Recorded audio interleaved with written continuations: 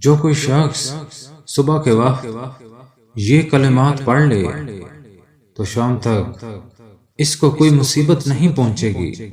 شروع اللہ کے نام سے جو بڑا مہربان نہایت رحم کرنے والا ہے۔ ترجمہ: اے اللہ، تو میرا رب ہے، تیرے سوا کوئی معبود نہیں، تجھ ہی پر بھروسہ کرتا ہوں، تو عرش کریم کا مالک ہے، جو تو چاہے وہ ہو اور جو تو نہ چاہے وہ نہ ہو، تمام طاقت و قوت اللہ کے لیے ہے، جو بلند تو عظمت والا ہے۔